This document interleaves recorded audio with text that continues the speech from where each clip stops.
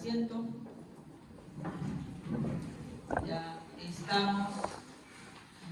La semana pasada iniciamos la parábola de... A ver, hermanos, ¿se acuerdan? Los dos deudores. Vamos a Lucas 18, 23.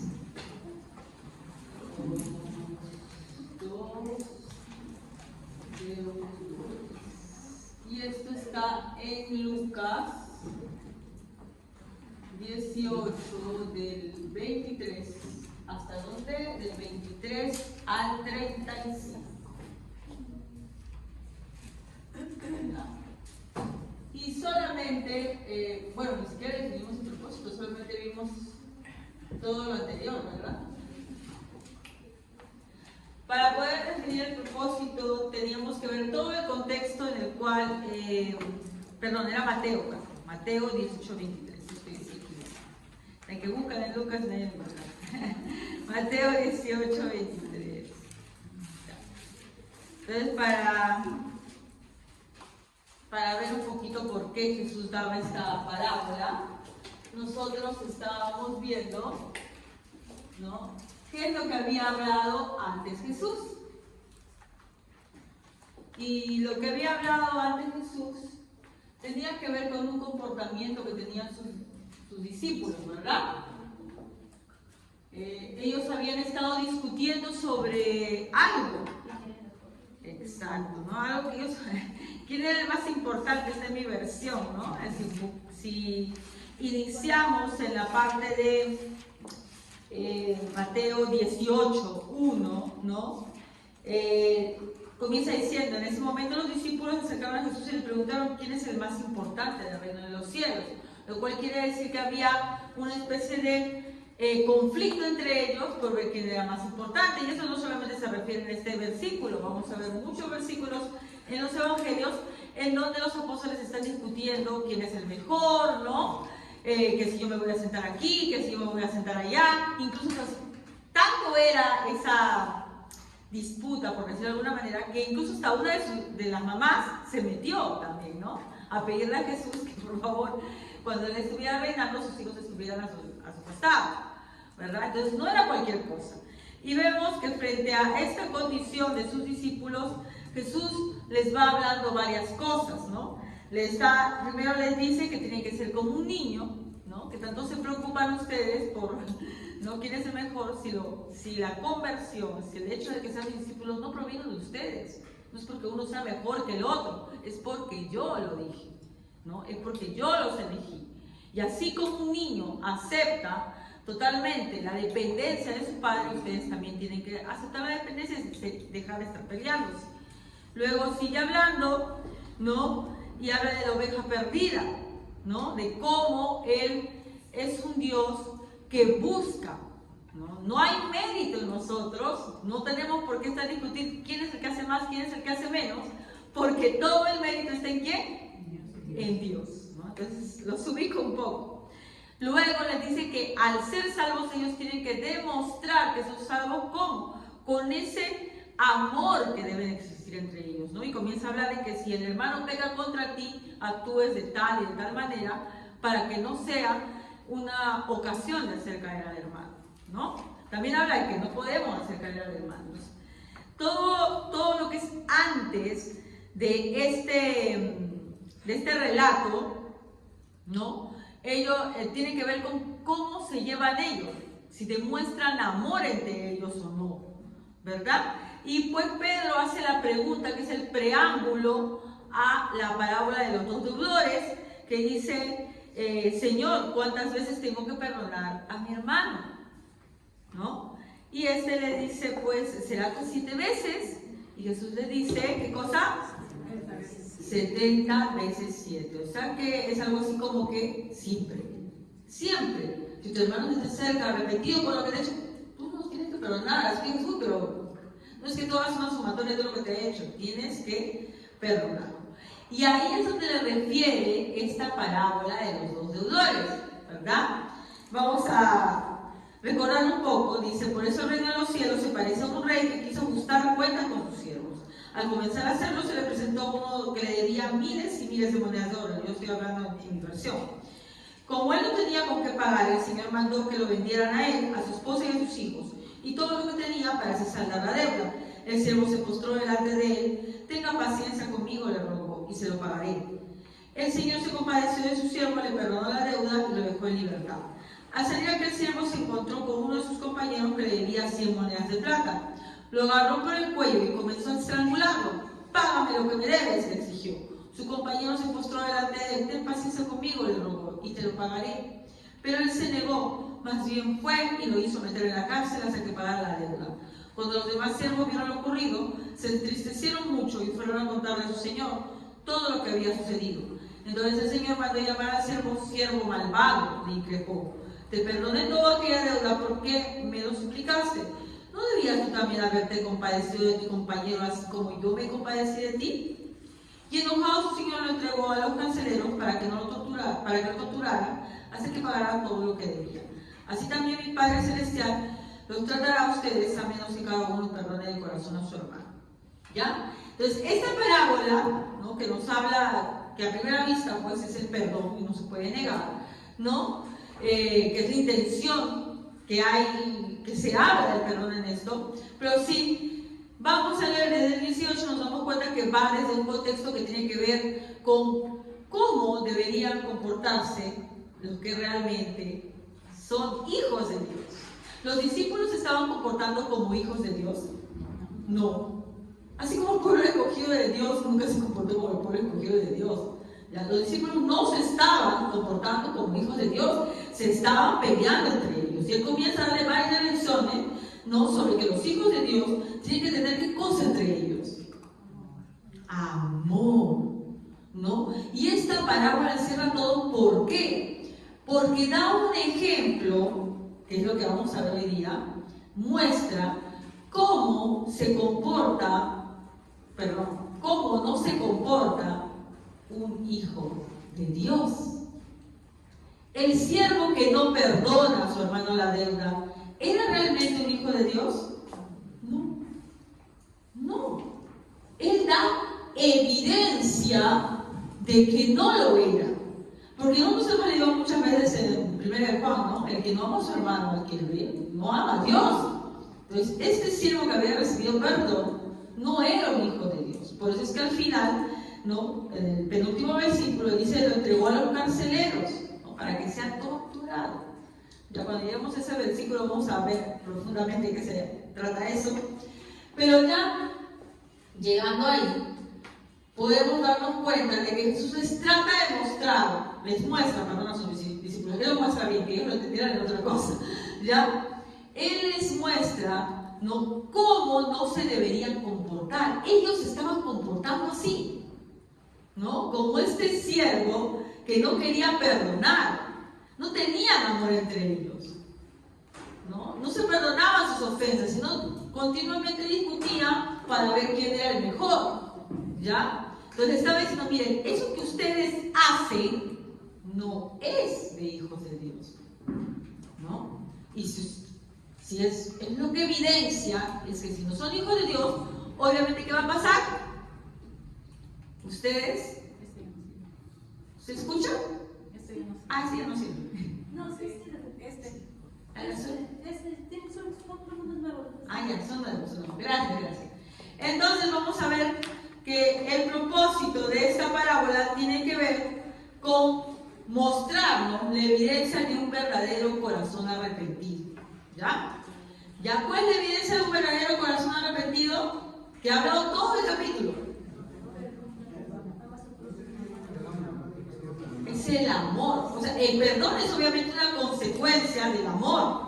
¿Ya? Y todo el capítulo nos habla, Jesús está hablando a sus discípulos sobre el amor que se debería tener y que no se tienen entre ellos. ¿Ya? Entonces, vamos a poner como propósito, ¿no? El amor evidencia de un verdadero arrepentimiento.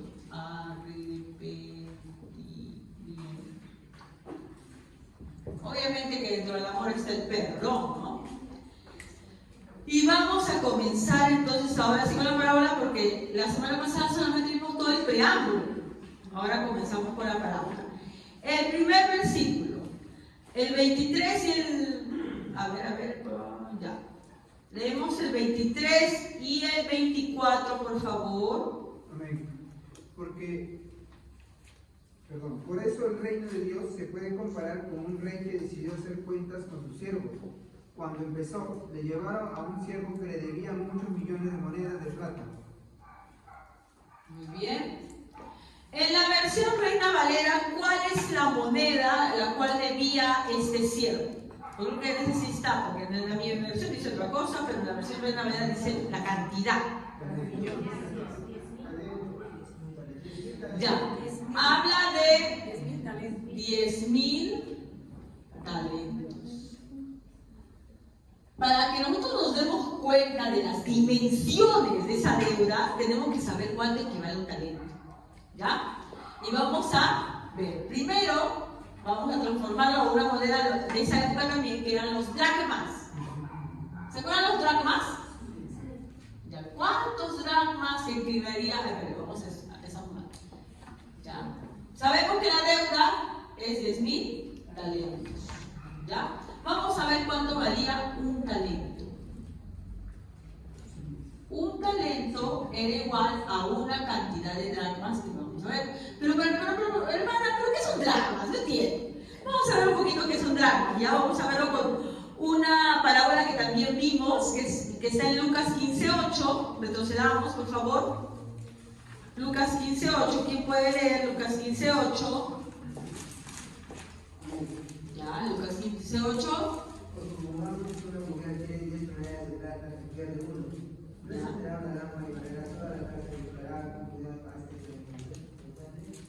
Ya, en la versión Reina Valera, esa moneda de plata, ¿cómo se llama? Ajá. Dice que esta mujer tenía 10 dracmas. No es que tuviera, ay, como yo tengo mi sencillito, ¿no? Y mi monedito, ¿cuánto tengo? Tengo 10 ositos. No.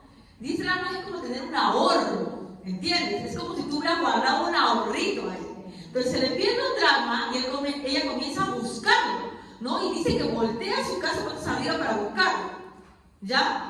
Tú por un sol que se te ha perdido, es cierto, lo buscas, pero no vas a buscar tu casa patas para arriba, ¿no? Era valioso el dracma, ¿verdad? Era sus ahorros. Se le había perdido un dracma y comienza a buscar algo así como 100 soles. Supongo que tendría guardado 1.000 soles en sus ahorritos. Y se le pierde 100 soles. Comienza a buscarlo. Dice, no, pero 100 soles no es cualquier cosa. Una vez se me perdió 50 soles, luego volteé a mi casa, volteé a la basura, volteé 2 veces. A la tercera vez en la basura me di cuenta que estaba hecho un poquito ahí. ¿Ya? Pero por 100 soles sí volteé a tu casa. Sí. ¿Ya? Un talento equivalía a 6.000 dracmas. ¿Ya? Pero para ponernos más en contexto, vamos a compararlo con otra moneda más, que eran los denarios, que también son de esa época. ¿Ya? Y los denarios lo vamos a ver en la parábola, ¿no? Otra parábola más de Mateo 22. Solamente ese versículo, Mateo 22.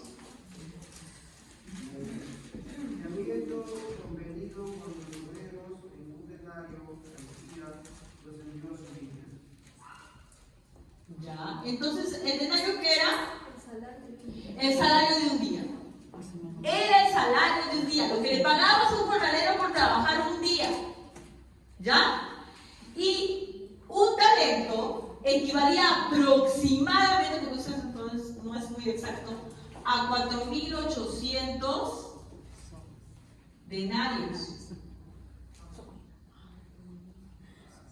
4.800 días de trabajo, lo cual, si lo dividimos entre 365 días, nos da 13 años de trabajo. Un talento equivalía a 13 años de tu trabajo. Un talento, 13 años de tu trabajo. Él debía 10.000 talentos. Estábamos calculando con Daniela y te sale algo aproximadamente de 13.000 años para pagar esa deuda. ni tú ni toda tu generación, ¿no? Podría pagar esa deuda. 13,000 años para pagar esa deuda, 13,000 años de trabajo. Pero uno dice, ¿por qué Jesús pone una cifra tan exorbitante? ¿Quién en la vida se va a endeudar con tanto? ¿Quién? Nosotros. Nosotros tenemos esa deuda, hermanos. La comparación que está haciendo Jesús se queda chiquita. Chiquita. Si lo comparamos realmente con lo que es nuestra deuda con Dios. ¿Por qué? Porque nuestra deuda, ¿por quién fue pagada? Con la muerte de nuestro Señor Jesucristo. Por lo tanto, lo que ha dicho Jesús ahí es que él quería traducir realmente lo que, para que entendieran el tamaño de deuda que tenemos nosotros con nuestro Señor. ¿No? Es una cosa que tú puedes decir, pero ¿quién en su vida podría pagar esto? Nunca. Como les dice, 13,000 años no vas a vivir para trabajar y pagar esa deuda. Jamás. Pero él pone esa cifra porque realmente, como dicen muchas canciones y también la Biblia, somos deudores.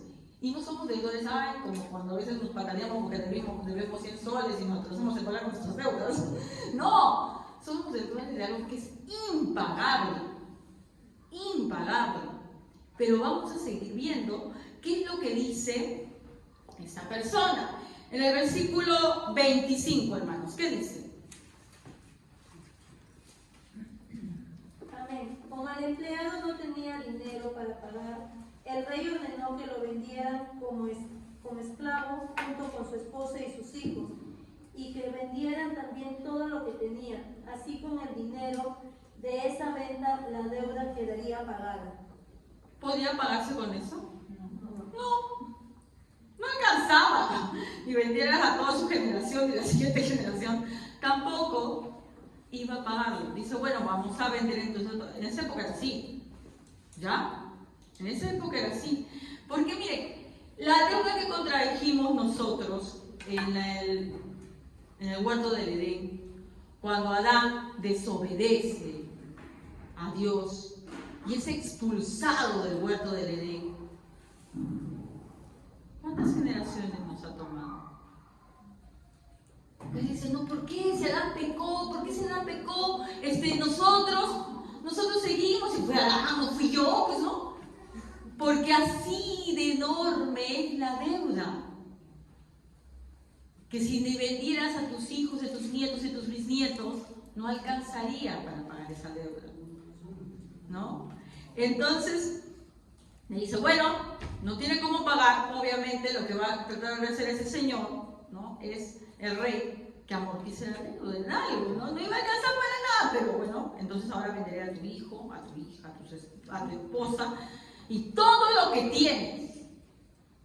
Hermanos, si le diéramos a nosotros, a Dios, todo lo que tenemos, todo, tu familia, tus bienes, tu trabajo, todo lo que tienes, no serviría de nada. Porque así de ridículos somos cuando pretendemos agradar a Dios con nuestras obras. Y así todo, a veces no queremos ni desprendernos de esas cosas, ¿no? Tenemos estas cosas a las cuales estamos aferrados y no queremos renunciar a ello. Porque sí decimos que vamos a Dios, pero bueno, a la hora, como dice cuando las cosas queman, las papas queman, ¿no? Decidimos, ¿por qué? Por lo que nos agrada. Es así, ¿no? Entonces yo te amo, Dios, pero tengo tal vez una cosa que quiero hacer y ese día pues digo, bueno, pero Dios comprende. Y hago lo que yo pienso que, ¿no? Que es más importante en realidad, aunque no lo digo de boca para afuera, mi corazón sí lo está evidenciando, ¿no? Entonces voy dejando de lado porque ya no tengo que entregar de trabajo para el día de mañana, no, que esto me atrasé y tengo un examen y, no. Entonces, tú puedes decir de tu boca para afuera que amas a Dios, pero las evidencias muestran lo contrario. Pero si aún así tú fueras una persona que sí, eres capaz de dejar tus cosas de lado, tú eres capaz de poner tu trabajo a un costado, de, si no eres un estudiante, eres capaz de darle primero su lugar a Dios antes que tus estudios, incluso lo pones primero que tu familia, aún así, no sirve de nada, no alcanza, no te alcanza, es imposible. Igual sigue siendo siervo inútil, algunos ni siquiera le digamos a siervo inútil. ¿Por qué? Porque la Biblia, ¿qué nos dice? ¿Qué nos dice la Biblia? En Efesios 2.8, este versículo ya deberíamos tenerlo de memoria. ¿Qué nos dice en Efesios 2.8? Que la salvación es un don Efesios 2.8. Amén. No permitan que nadie nos atrape. A ver, Efesios 2.8 otra vez. Efesios 2.8. Amén. porque por gracia sois salvos por medio de la fe, y esto no es de vosotros, pues es don de Dios. Por gracia. Gracia igual regalo. No merecido. Regalo no merecido. Porque por gracia sois salvos. Y esto no es de ustedes.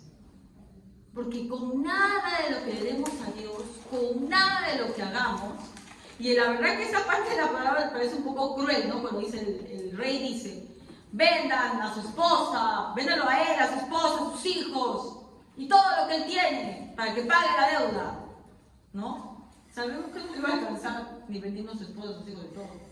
Nosotros podemos hacer todo, hermanos, de todo, porque tratar de portarnos lo mejor posible, hacer sacrificios, ¿no? Y eso es lo que algunas personas no entienden, ¿no? Por ejemplo, hay muchas personas que hacen votos, ¿no? De que ya si yo voy a hacer tal cosa, me voy a poner un trajecito que se ponen por Señor de los Milagros, ¿no? Con su moradito, y dicen, bueno, no, sí, estoy cumpliendo mi voto por eso, ¿no?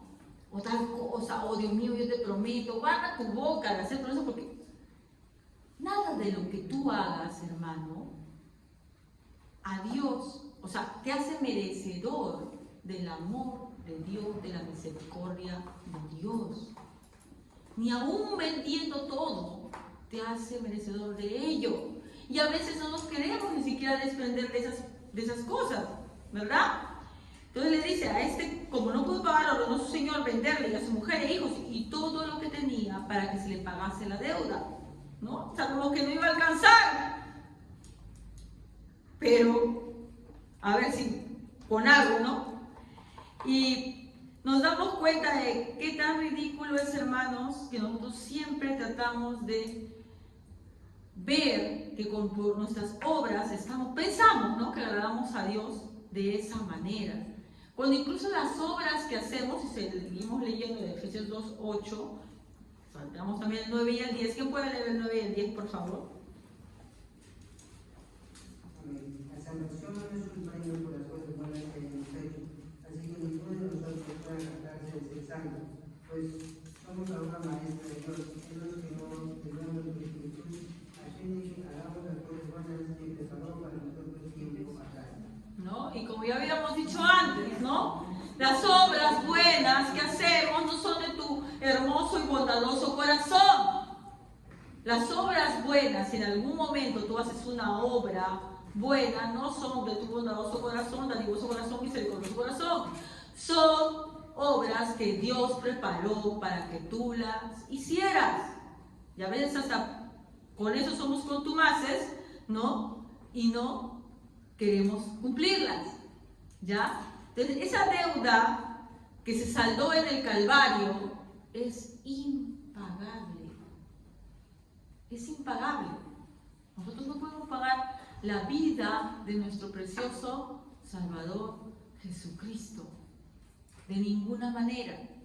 Pero vamos a continuar. Entonces, la deuda, entonces acá podemos concluir qué cosa, que la deuda es, ¿qué? La deuda es impagable, impagable. El sacrificio de Dios no se puede pagar. ¿Por qué? Porque esta deuda es, ¿qué cosa? Sacrificio de Jesucristo. Como decíamos en las prédicas anteriores, la gracia es gratis para nosotros, la salvación es gratis para nosotros, pero a Dios le costó. A Él sí le costó. A nosotros no nos cuesta nada, pero a Él le costó la vida de su Hijo. La deuda ya sabemos que es impagable. Vamos a ver ahora la reacción de este siervo cuando le dicen: no vendan a su esposa, a sus hijos y a todos porque tienen que pagar esa deuda, porque esa es la condenación, ¿no? La paga del pecado es muerte. Nosotros estamos condenados, nosotros estamos bajo la ira de Dios, porque somos deudores a Él. ¿Y qué hace esta persona cuando escucha esto? Va a expresar algo. El falso arrepentimiento. Miren lo que hace esta persona y vamos a verlo en el versículo 26. ¿Qué dice el versículo 26? Entonces aquel siervo postrado le suplicó diciendo: Señor, ten paciencia conmigo y yo te pagaré todo. ¿Qué hace este siervo? Escucha, se arrodilla, porque esa deuda es imparable, y le suplica. Entonces uno dice: bueno, este hombre se ha humillado, ¿o no? El suplicar no es una humillación. Sí, se ha humillado. Y está diciendo: ten paciencia conmigo, y ruega al Señor que por favor tenga paciencia. Yo no le iba a pagar ni en esa ni en otra vida. Bueno, también vemos una característica de esta persona. No es consciente, él piensa que todavía puede hacer algo, ¿no? Para poder pagar. Dice: por favor, dame más tiempo, dame más tiempo. Como muchos de nosotros: no, Dios mío, yo me salgo de esto y ya me dedico a ti. Así de ridículos somos con Dios. Y ahora sí voy a comenzar a hacer tal cosa. ¿No? Y este hombre de esa manera también se humilla y suplica: ten paciencia conmigo y yo te lo pagaré todo. Y me paga todo. Ni la enésima parte hubiera podido pagarle. Pero así andamos nosotros, pensando que con una cosa u otra cosa que hacemos podemos pagar. Entonces uno comienza a decir: Dios mío, yo salgo de esto y yo voy a servirte con fuerza. Yo salgo de esto y ya voy a comenzar a leer la Biblia bien, porque ahorita estoy con muchas cosas, ¿no? Yo salgo de esto y ya voy a asistir con frecuencia. Yo salgo de esto y me voy a entregar a ti, voy a servir, voy a ser un líder, voy a, qué sé yo. Promesas falsas, rotas, vacías, palabras huecas, porque no lo podemos hacer. Pero este hombre, uno puede decir: pero ya, hermana, pero este hombre se arrodilla, él suplica, dice: por favor, no, por favor. Y uno puede pensar que esto es un arrepentimiento de corazón, porque hay humillación. Y dice el Señor que quien se humillara no va a despreciar, ¿verdad? Pero nosotros ya conocemos la historia de esta parábola y nos damos cuenta que en realidad no era un verdadero arrepentimiento. Y de esos falsos arrepentimientos hay varios en la Biblia. Porque el arrepentimiento no solo entristecerte por lo que has hecho mal. El arrepentimiento implica más pasos. Obviamente sí, tiene que ver con que te entristezcas, ¿verdad? Pues tienes que sentirte mal, ¿no? Y darte cuenta que lo primero que has ofendido a Dios, tienes que confesar tu pecado a Dios, pero tienes que dejar de pecar. Entonces vamos a ver algunos arrepentimientos falsos, ¿no? Hay ejemplos muy específicos en la Biblia de personas que buscaron arrepentirse, pero que no fueron perdonados por Dios. Bueno, tenían un corazón que, según ellos, estaban arrepintiendo, pero no era así. Estuvieron tristes, confesaron sus pecados, pero no fueron perdonados. ¿Por qué? Porque en realidad no tenían un verdadero arrepentimiento. Veamos el primero, Esaú. Hebreos 12:17. ¿Qué nos dice Hebreos 12:17 de Esaú? A ver, Esaú. Hebreos.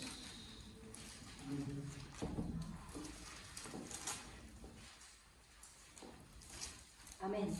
Ustedes saben que después, cuando quiso recibir la bendición de su padre, fue rechazado. Ya era demasiado tarde para arrepentirse, a pesar de que suplicóla con lágrimas amargas. Muy bien, gracias. Ahí está hablando de Esaú, ¿ya? Esaú era el hermano de Jacob, hijo de Isaac. Cuando su padre era muy anciano, el padre quedó ciego, ¿no? Y es costumbre en Israel que el padre dé la bendición al hijo mayor. Con esta bendición, el hijo mayor hereda la mayor parte de todo, ¿no? Al hijo menor se le da algo, pero mucho menor que el hijo mayor, ¿ya? Y el hijo menor siempre tenía que servir al hermano mayor. Esa era la costumbre en Israel. Pero Esaú despreciaba su primogenitura, no la tomaba en cuenta, no le daba valor. Y Jacob sí le estimaba, tanto así, ¿no?, que engañó a su padre, disfrazándose de su hermano, como él estaba así, no veía bien, y terminó bendiciendo al hermano menor. Cuando llega después de esto, ya a su padre, Esaú, Isaac se da cuenta y dice, yo ya di mi bendición. Y él dice, no, padre, yo recién estoy llegando. No, pero yo ya bendije, que ya se cayeron en la cuenta que había sido engañado. Y le suplica a Esaú y le dice, ¿no tendrás una bendición para mí? No, ya se la di a tu hermano. Y comienza a decir, y será siervo de tu hermano. Y no, y te tirale. Comienza a decir una recatapila de cosas que cualquiera no lo haría sentir mal. Y Esaú comienza a llorar. Y quiere su bendición, ¿ya? Entonces uno puede decir, está arrepentido porque antes no la apreciaba y ahora sí la aprecia. Se ha dado cuenta, como dicen, ¿no? Nadie sabe lo que tiene hasta que se lo pierde, ¿no? Hasta que lo pierde. Entonces uno puede decir, ya se dio cuenta. Pero no fue así, porque si nosotros leemos en Génesis, si alguno quiere leer por ahí todo en Génesis, ahorita vamos a leer todo eso, Esaú luego procura matar a su hermano. Solo esperaba, dice la Biblia, que su padre se muera para matar a su hermano. Pasarán, decía él, los días de luto de mi padre y mataré a Jacob. ¿Había habido realmente arrepentimiento? No. Y como su padre y su madre se dan cuenta que lo quieren matar y lo envían lejos a Jacob, él se casa con mujeres extranjeras. Y la Biblia dice que amarga la vida de sus padres hasta el último de sus días. Porque esas mujeres extranjeras pues tenían todo tipo de comportamientos que a ella no le gustaba. Entonces, ¿él realmente se había arrepentido? No. Pero lloró, hermana, pero suplicó. ¿Por qué lloró y suplicó? Porque había perdido algo que quería mucho. Entonces, no confundamos, hermanos, si alguna vez nosotros hemos llorado ante Dios, pero a veces lloramos por nosotros. Y no por el pecado que hemos hecho delante de él, no por haberlo ofendido, sino porque tú te sientes mal. Hay que tener mucho cuidado para examinar, la palabra de Dios nos manda a examinar que realmente seamos sinceros de corazón. Y tenemos que ver cuál es un verdadero arrepentimiento y cuál, como en el caso de este hombre que pide, por favor, perdóname la deuda, yo te voy a pagar, ¿todavía me entiendo? ¿No? Es un falso arrepentimiento. Vamos a ver otro caso, el caso del faraón. Éxodo 12, del 30 al 32.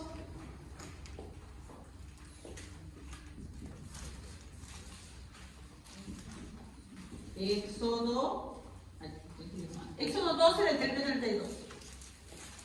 Si lo encuentran, por favor, lo leen. Faraón y todos sus servidores en todo Egipto se levantaron y esa noche lloraron llenos de dolor.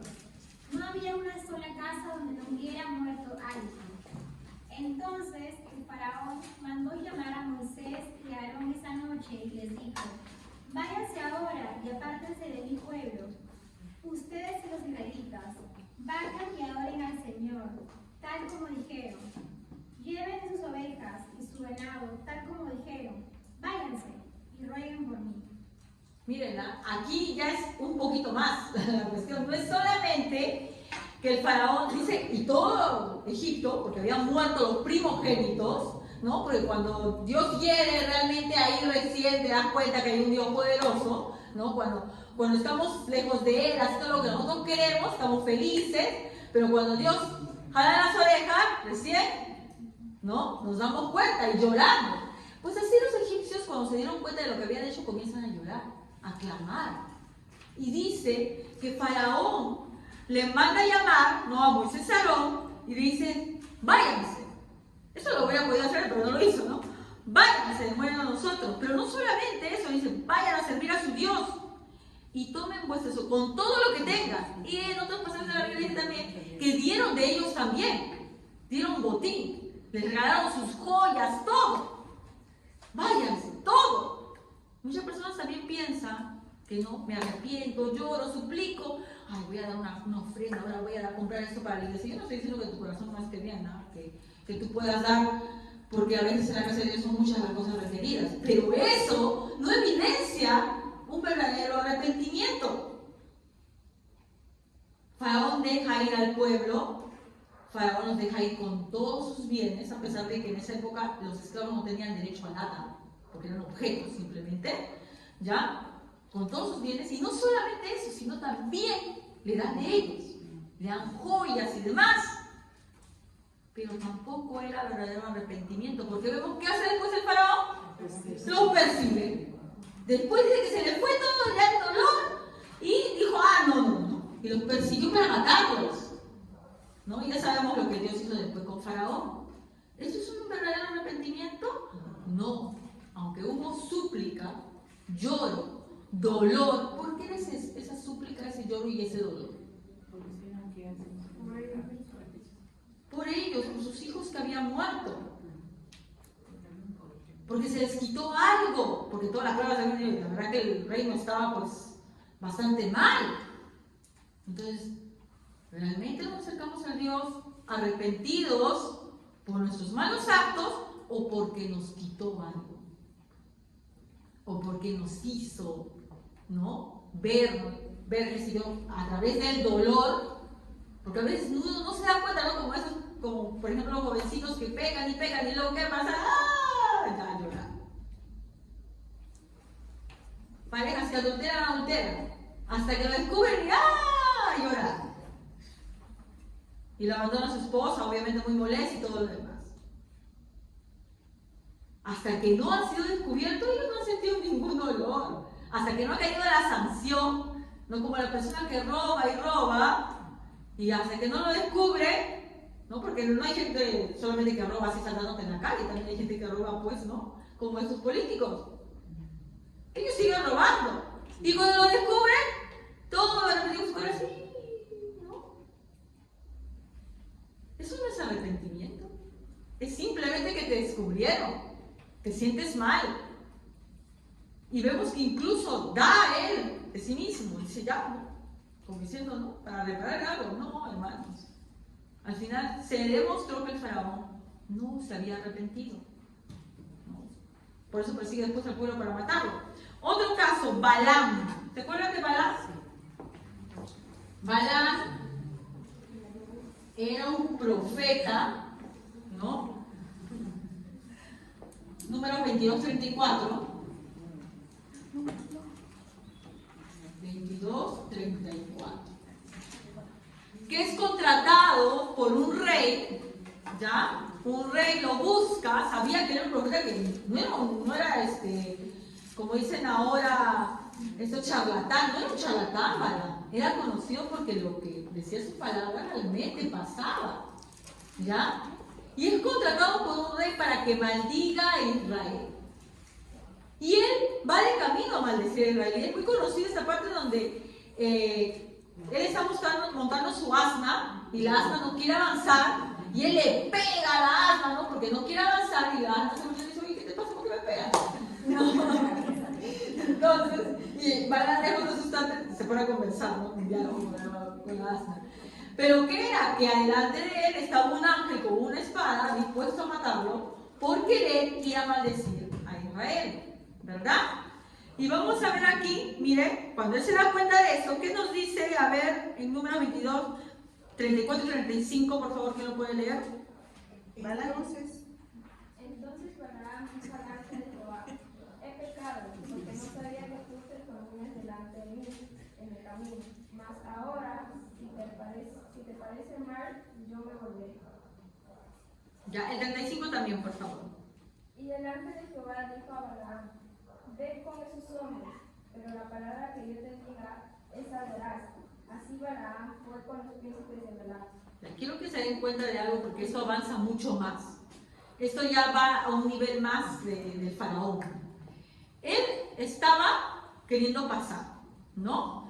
Y entonces el ángel lo intercepta y cuando le dice, ¿no? Puede observar el ángel, él dice, he pecado. Él reconoce su pecado. No es que él oculte su pecado, él lo reconoce, he pecado. No sabía que tú te podías delante del camino. Y no solamente eso, no solo es que él reconoce su pecado, sino que luego de eso dice que el ángel de Jehová le dice, ve ahora y vas a decir tal cosa. ¿Y lo hace? Sí. No solamente es que reconoce su pecado, además cumple lo que Dios le había mandado. Y tampoco era verdadero arrepentimiento. Tampoco era, y él cuando va y el rey le dice, oye, ¿por qué has maldecido a Israel si yo te he contratado para maldecirlo? Le dice así, ¿no? El rey. Y él le dice, no puedo, ¿no? ¿Quién de nosotros, mire, es un rey, te ha pagado?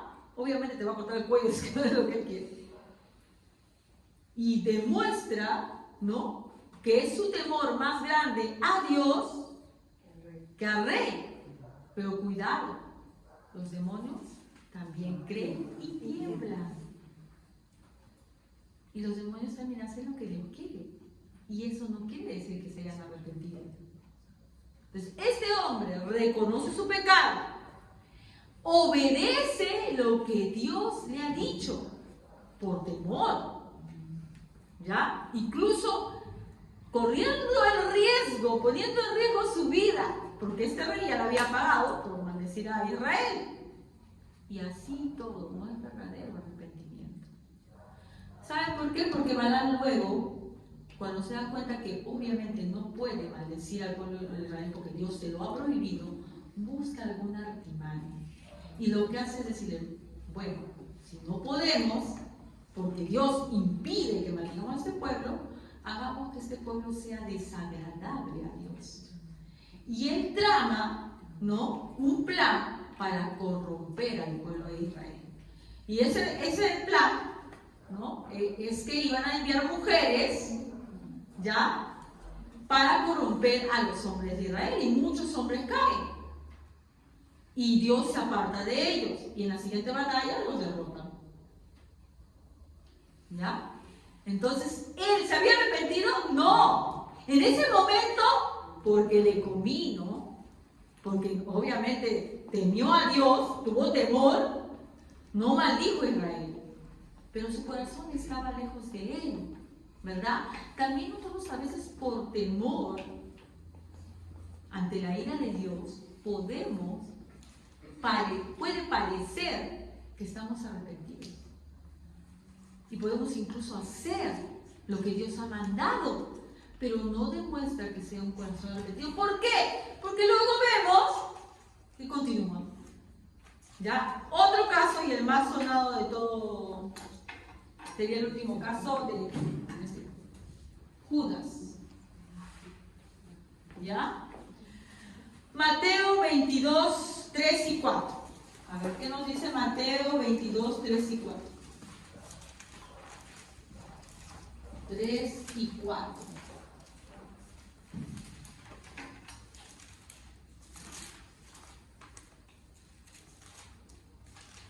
Envió su siervo a llevar a los convidados a la boda, mas estos no quisieron venir. Ese es 27, perdón, 27, 3 y 4. Yo soy la persona que veo el de arriba y estoy diciendo el de arriba.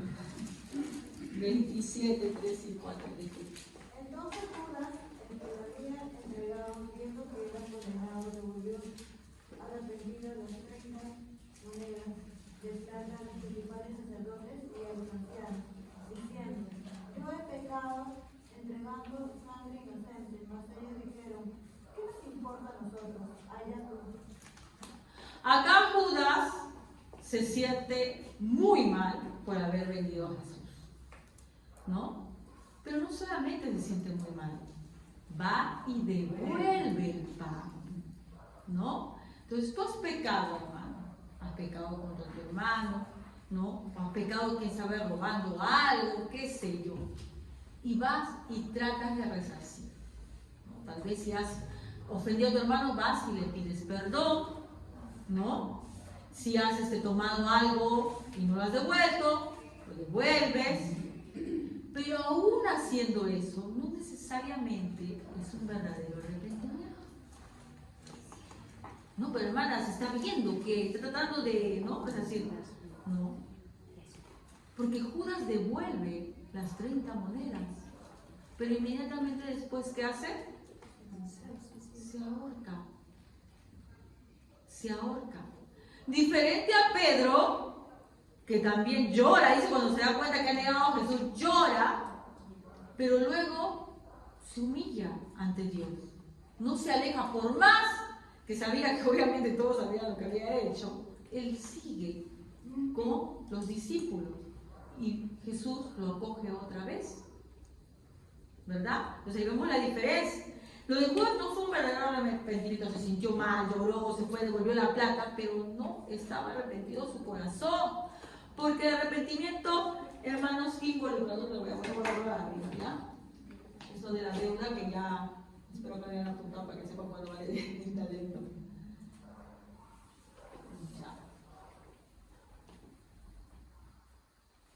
Ya. Una muestra de verdadero arrepentimiento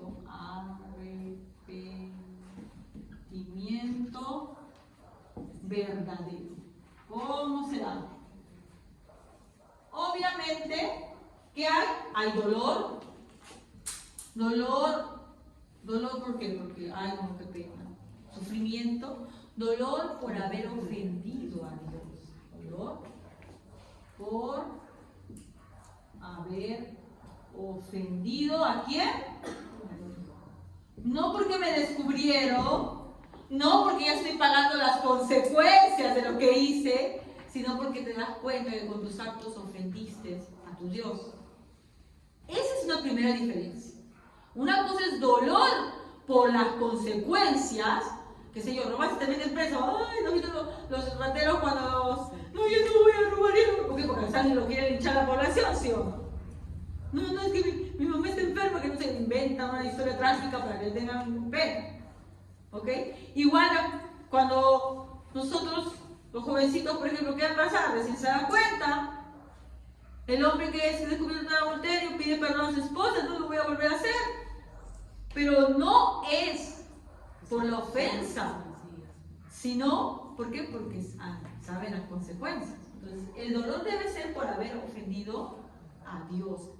Todo pecado, antes de ser una ofensa contra el prójimo, también puede ser una ofensa contra el prójimo, pero primero es una ofensa contra Dios. ¿Ya? Luego de eso, tiene que haber una confesión, reconocer ante Dios lo que hemos hecho, no ocultarlo, no en nuestro corazón decir, pero yo hice como algunos hombres y mujeres también cuando adulteran, es que yo hice esto porque ella era así, pues. Tú no la conoces como él. Yo cuántas veces he escuchado esas versiones, ¿no? Y a veces hasta familias que defienden a sus, cuando hay padres y madres que defienden a sus hijos que son adúlteros o hijas que son adúlteras, dicen, no, pero tú no sabes cómo era él, cómo era mi yerno, cómo era mi nuera, mira que le hacía eso, tal cosa. Esa persona, cuando es descubierta, comienza a justificarse, ¿no? Él hizo esto porque su esposa no era tan buena. Es una justificación, no hay confesión del pecado, no reconoce su pecado, le está echando la culpa al otro. ¿No? Esos también que son atrapados robando, no, es que mi mamá, mi papá me abandonó. No hay confesión, por más que diga sí, no, me arrepiento, llore, no. No reconoce que la culpa es suya. Es suya. No es de los demás. Una pareja que cae en fornicación es que uno sea, bueno, yo te voy lo inocente que yo te lo digo fue corrompida por la otra persona. No. Ambos estuvieron así. Igual el adulterio, igual en cualquier otra cosa, la culpa es nuestra. No tenemos que echar la culpa al otro. Por más que el pecado haya sido con otro, porque hay pecados que se necesitan a otro para cometerlos, la culpa es tuya. Cada quien carga su propia culpa. No eres la víctima. Y es un daño tremendo, yo lo digo por experiencia propia, el victimizarte te aleja de Dios. Porque comienzas a verte como que tú eres la pobre miserable que ha caído en este ruin momento en el cual te pasó esto, porque si no tú no lo hubieras hecho. No, mentira, nuestro corazón es pecador. Tú no eres víctima de nadie. Nuestro corazón tiende a inclinarse al pecado. Entonces, si tú piensas, no, pero yo sí, porque él o ella me hizo tal cosa, reprende a tu corazón. Porque sinceramente, no es así, ¿no? Entonces, el siguiente paso para un arrepentimiento verdadero es que la confesión, ¿verdad?, sea ¿qué cosa? Sincera. Que yo reconozca mi pecado. Es mi pecado. No de nadie más, no es la culpa de nadie. Asumo la culpa yo. Y aquí está. Los dos primeros, pues, ustedes lo podemos confundir con lo que hemos leído, porque sí vimos que había dolor, lloraron, ¿no? Y el otro también que sí, por ejemplo, Balán dijo, sí, es pecado, ¿no? Pero hay otro, que es la última parte del arrepentimiento, es apartarse, alejamiento del pecado. O sea, arrepentimiento quiere decir volverse ¿a quién? A Dios. Tú estabas yendo a la perdición y te volteas totalmente y vuelves con Dios. Vamos a buscar en Hechos 3:19. Hechos 3:19. ¿Qué nos dice Hechos 3:19? Amén. Por eso dejen de pecar y vuelvan a obedecer a Dios. Así Él olvidará todo lo malo que ustedes han hecho, les dará nuevas fuerzas. Entonces, ¿qué dice?